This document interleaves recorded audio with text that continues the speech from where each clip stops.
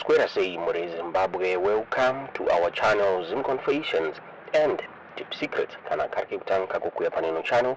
Please don't forget to subscribe. Kana uchungwa subscriber. Don't forget to comment and share this video. Kasi More Zimbabwe takwigira inyaya yabuditswa nebato re ZANU-PF yerunzi aisikurara nekuda kwe ma uprising airifungidzira kuti ada kutungamirwa naNelson Chamisa and is giving ZANU-PF ma sleepless nights.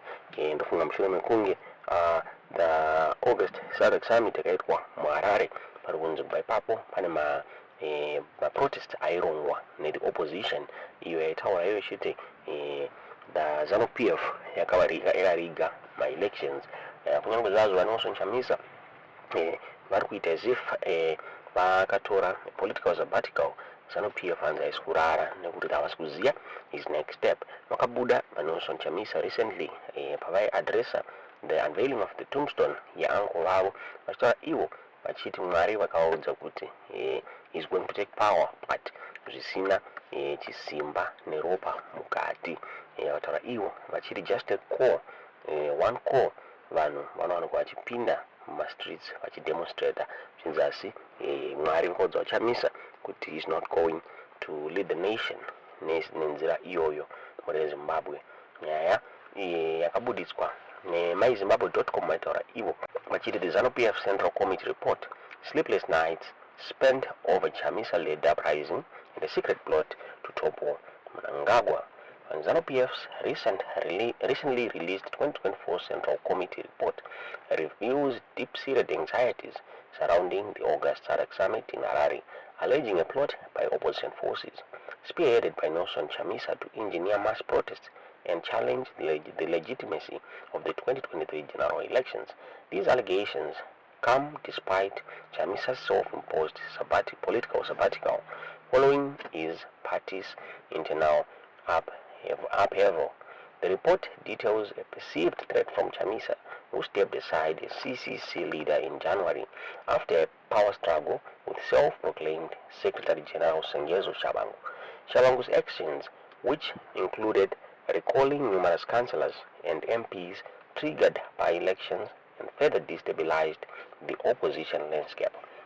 Despite his political hiatus, ZANU-PF claims Chamisa was plotting demonstrations to disrupt the SADC summit, aiming to force a discussion on the disputed election results.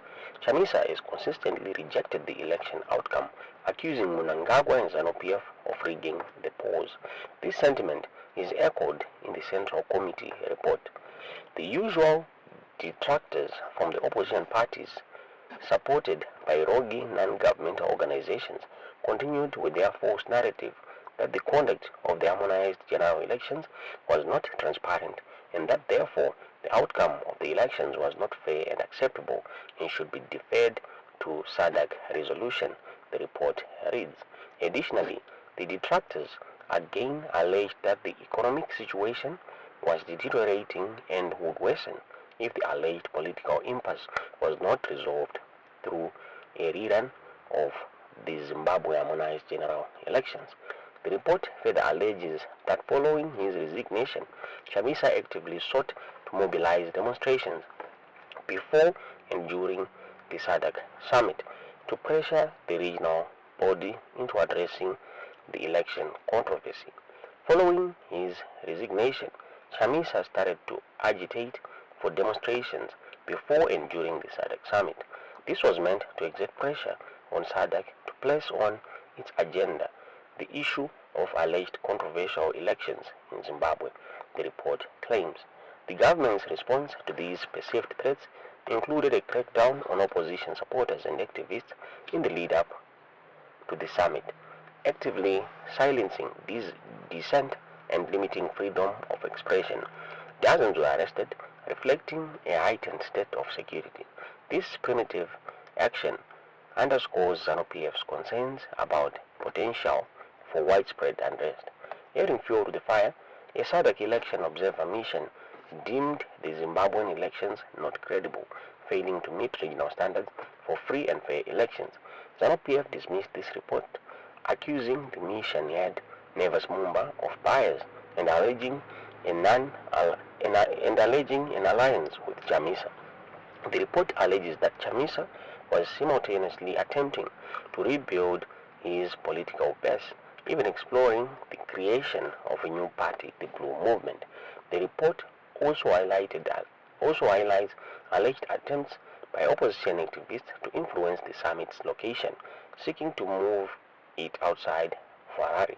In a futile exercise, the opposition activists mobilized other negative forces within the region to ensure that the summit venue be shifted from Harare to another country. Their misdirected efforts were buttressed by vitriolic social media campaigns from various regional activists who even threatened to conduct a complete shutdown during the SADC period, the report details.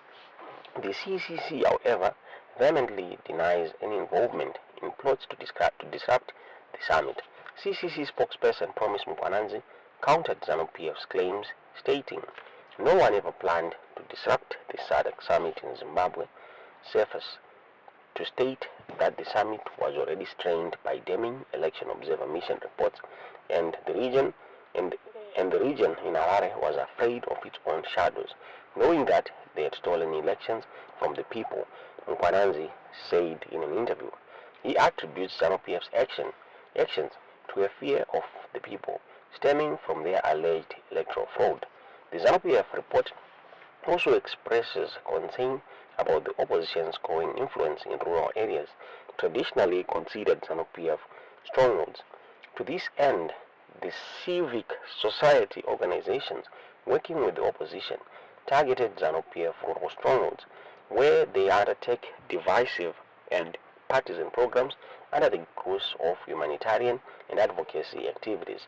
During the process, they will make efforts to diminish the ZANU-PF support base, the report states.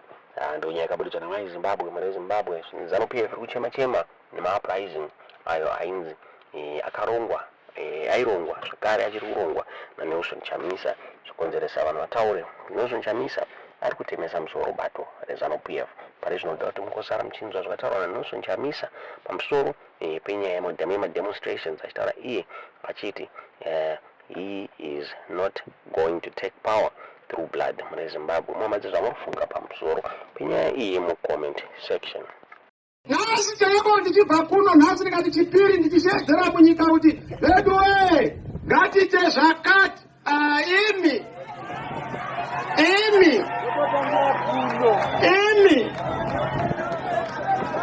asi hatisati tasvika ikoko. Mwari vanoda kuti nyika ino ivakwe nemaoko akachena, kwete vanhu vanodeura ropa revanhu, kwete vanhu vanouraya, kwete vanhu vanoponda, kwete vanhu vanoba. That is what must transform our country. Yes, chero zvikarema vanatsvangira vakasvika pakuenda zvisina kuzadzikiswa, but takatosara takabata times 2. And hakuna zvaunondiita chero ukaisa mujere, ike zvino vanatimba vari mujere nanachibaya, unogona kuvatimba uchivabaya uchivaisa mujere, but hakuna kwaunoenda. Kazhinji anosunga vamwe ndiye anenge ari jere guru. Nakuti kaka ukaona wamunosunga unomutya, kureva kuti iwewe wauri kusunga uya iwe uri mujere rakakura kudarika raari. Mazvizwe? Saka musagunduka. Zvamunoona izvi imviro dzokuoneka.